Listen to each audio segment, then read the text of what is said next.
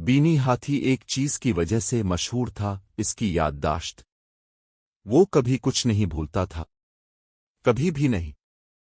यहां तक कि एक मंगल की सुबह वो भूल गया कि इसने अपनी सूंड कहाँ रखी है। क्या किसी ने मेरी सूंड देखी? वो चक्कर लगाते हुए चलाया।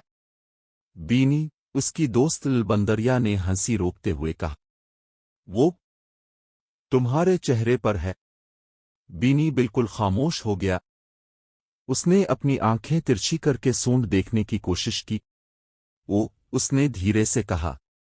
दोपहर तक ये खबर पूरे जंगल में फैल गई।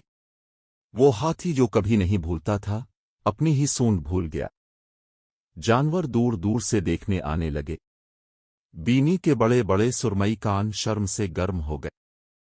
लेकिन तब छोटा कछुआ, जंगल का सबसे सुस्त, सबसे बूढ़ा, सबसे समझदार जानवर, आहिस्ता आहिस्ता चल कर आया और बीनी के पांव को थपथपाया। मैं एक बार पूरे हफ्ते अपना नाम भूल गया था, कछुए ने खुशी से कहा।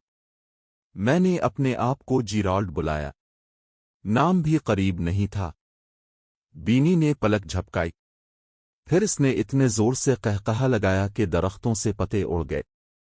जल्द ही सब अपनी अपनी सबसे मुज़हका खेज भूली हुई बातें बताने लगे। लिल भूल गई कि वो किस दरख्त पर रहती है। तोता ये भूल गया कि तोता कैसे कहते हैं। यहां तक कि शेर अपनी सुबह की देवड़ के अल्फाज भूल गया और इसे इसकी धन गुंगनानी पड़ी। गुरूब आफताब तक कोई भी बीनी पर नहीं हंस रहा था। वो सब मिलकर हंस रहे थे।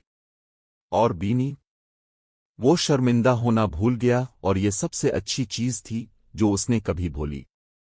सबक, कोई भी कामिल नहीं होता और यही चीज हमें प्यारी बनाती है।